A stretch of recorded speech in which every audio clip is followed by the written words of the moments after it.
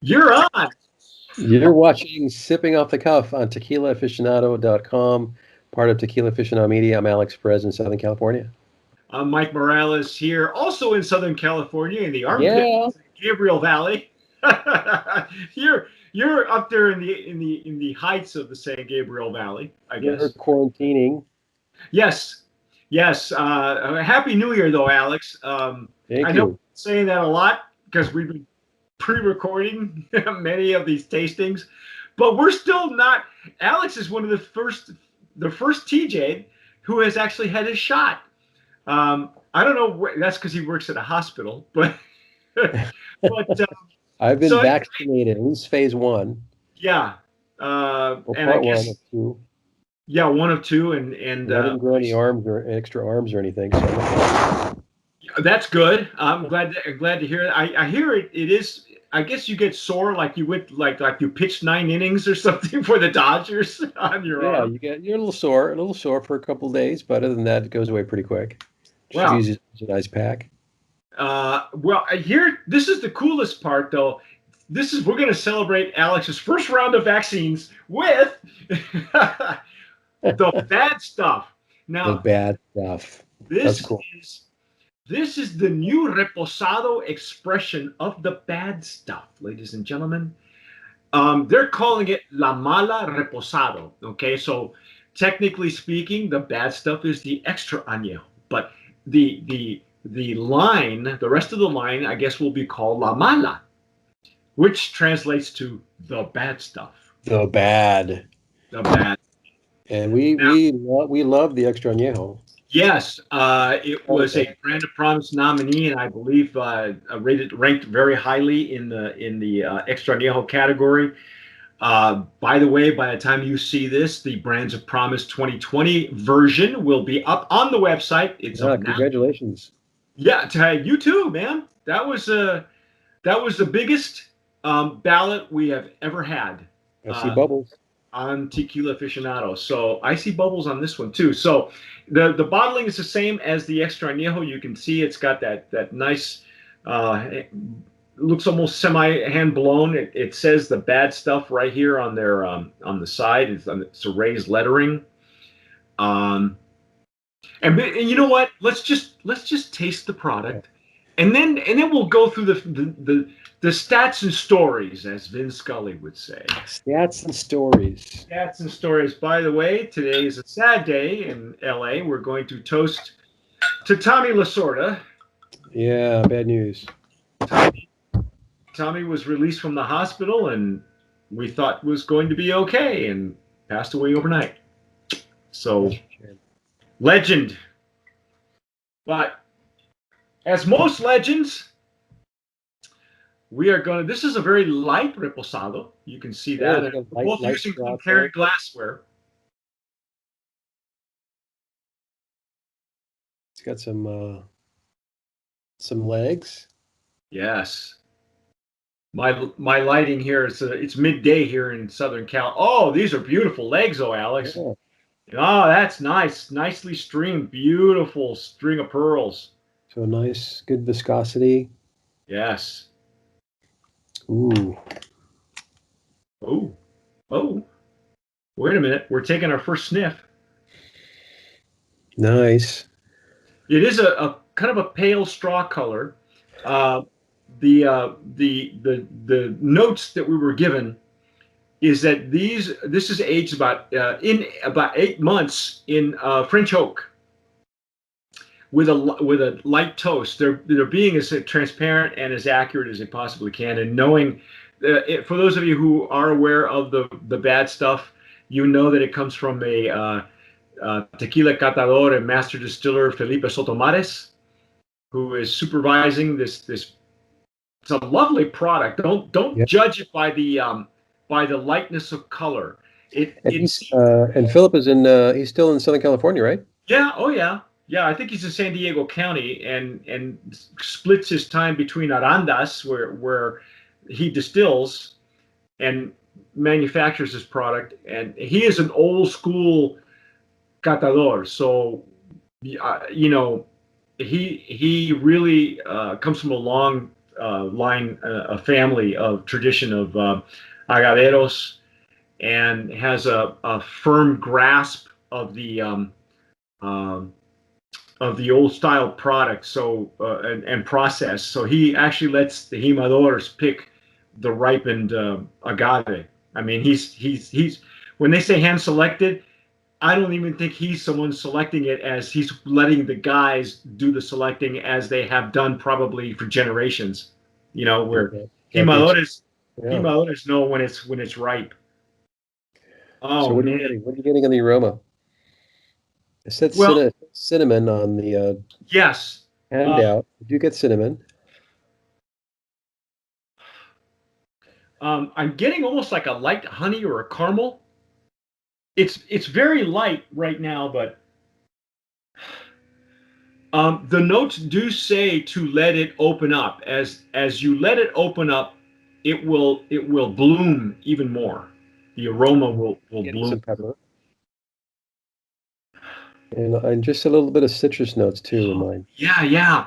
Right in the center now, I'm getting a little bit of alcohol, not a lot, but the alcohol's bringing up the citrus, like an orange maybe.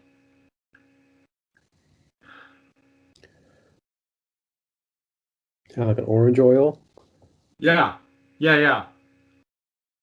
When we say orange oil, for those of you who watch us in Southern California and you have citrus trees, you might just pluck a leaf off your tree and rub it on your hands, and the aroma from, we have a lemon tree in the backyard here, and I love to do that because the oil on that leaf will stick to your hands and give you the aroma that you're looking for, that lemon aroma. Or if you have a lime tree or a grapefruit tree, for those of you in Texas who are watching us, It's got a that's, nice aroma, nice nose.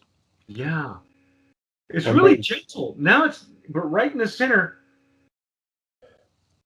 it's not, the French oak situation that I'm trying to recall. There's several brands that are using French oak, and every time I smell a French oak from another brand, it's a different smell. Like a Casa Noble French oak their French oak is their manufacturer, the cooperage that they use is in France, and they make it exclusively for them.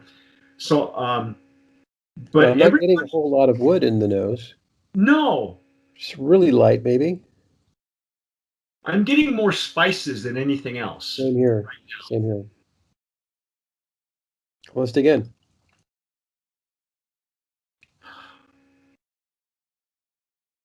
Mm. Mm. Oh, oh, That is oh, nice and cool. oh, that's a great mouth.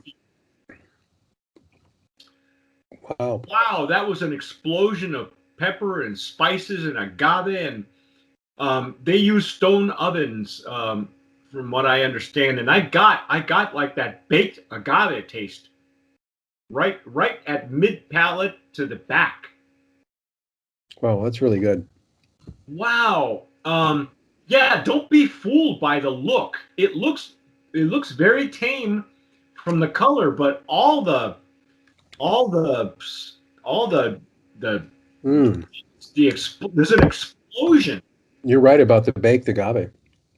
It's there, isn't it? It's like Really, very really prominent. clean too. I do get still a little bit of the spice. Mm, Yeah, I gotta tell you, Alex, that's got a full body. it's a substantial reposado. Yeah. Yeah, You I love how the reposado category is really just, doing really well. Well, you and we've been saying that for the last 3-4 years. Every time the triple salad category used to be an afterthought, or it used to be a way to round out the edges of the blanco. But lately, in the last 3-4 years, the reposado category has been a really strong category. Um, And this is one of those that makes a statement. Yeah, it's got a good mouthfeel too. It's got a medium to long finish. Yeah.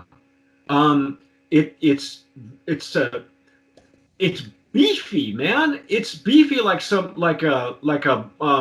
remember when you and I had Don Pilar Blanco when it first Yeah. came out, and it was like gamey. It was beefy, and this is what this is now. Um, Taking a page from Felipe Camarena of G4 and Terralta and Pasote, where he's an agave grower and he prefers that the wood present the agave. That's what Right. this is doing, Yeah. and it's weird, Alex, because he's using French oak. Let me.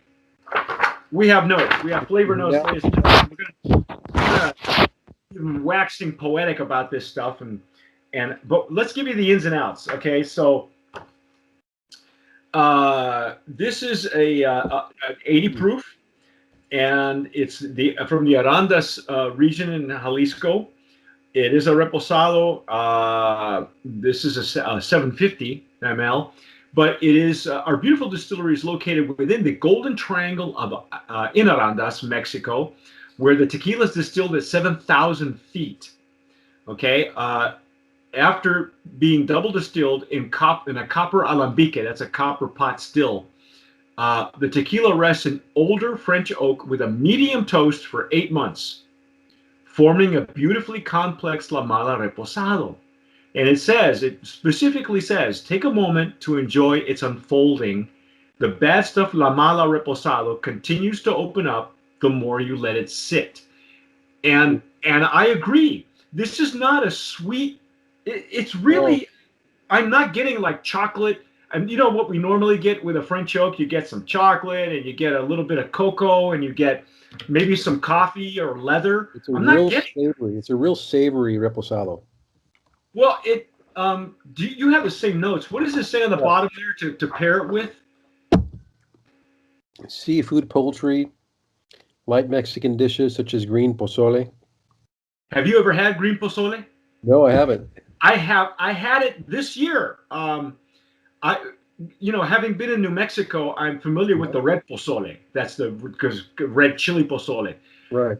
and that's a staple in New Mexico in Albuquerque. But when I got here, a friend of a friend of mine made us some green pozole, and I've never had green pozole. It is, as you said, it's very savory. It's spicy, but it's not hot. Whereas in New Mexico, not only are you using the red chili and green chili, and then some really hardy people are throwing in jalapenos, in their red pozole. But the green pozole, on the other hand, I found it very, very, as you said, savory, seasoned. It's peppery, and it's spicy, but it's not hot. And I like where this is going, Alex. I'm digging the spices on this. That's exactly what it is. It's full of it's spices is what you're getting in the mouthfeel. Or the mouth in the taste. In the taste.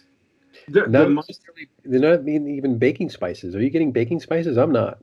No, it's or pepper.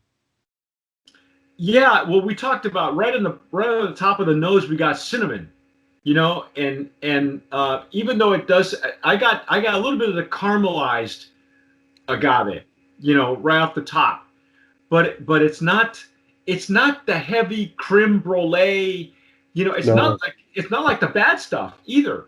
The bad stuff was very much that kind of a, well, I would think we're 2 steps below that, right? But yeah, because if I said an extra añejo. Yeah. Yeah. But what I like about this, Mike, is that they've really balanced the wood on this.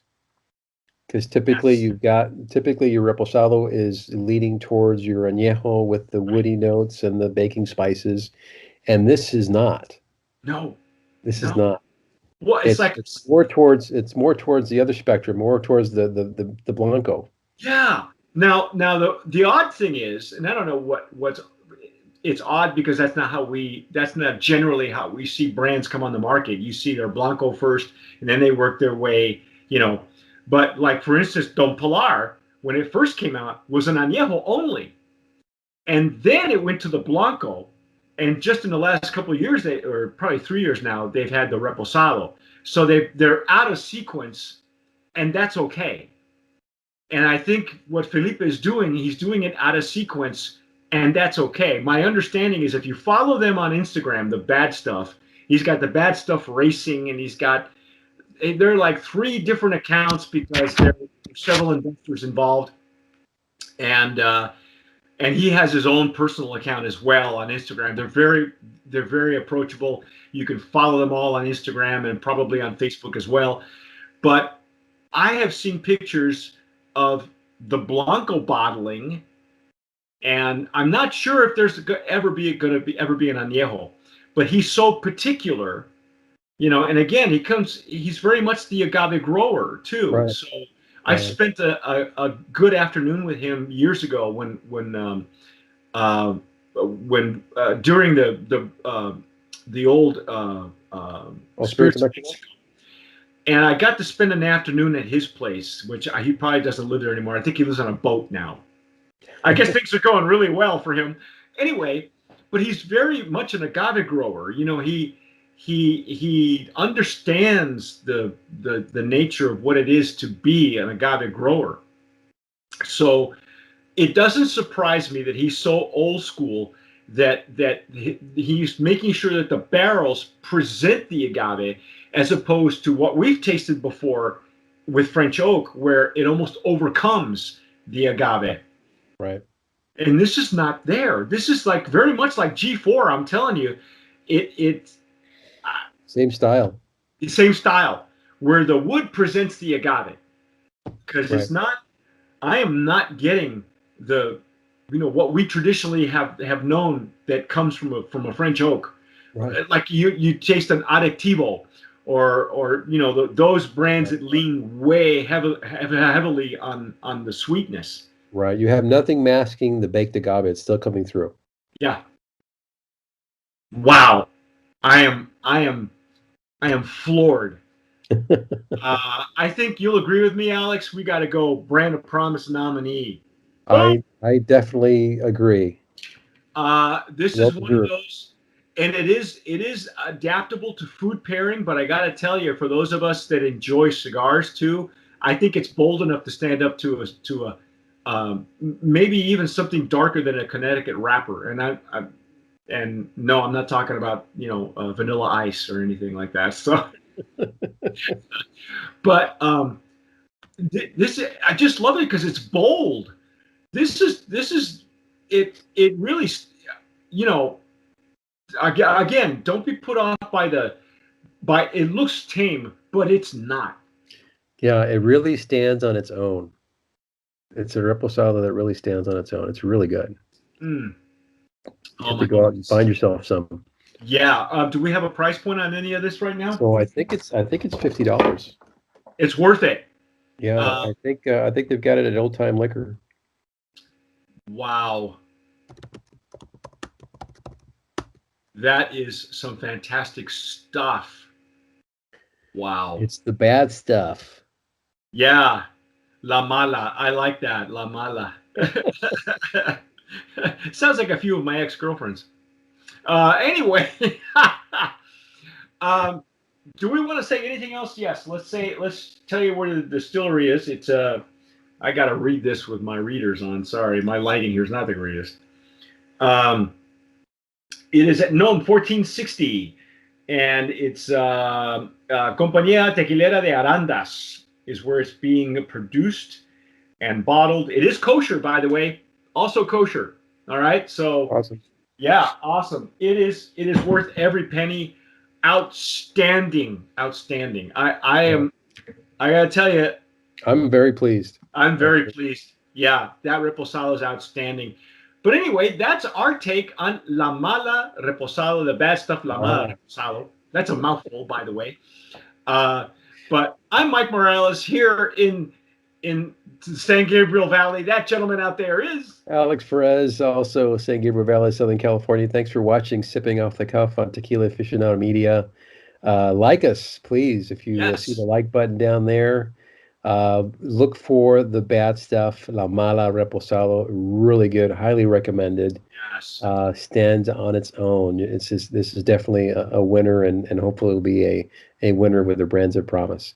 Thanks for watching, and as always, sip wisely.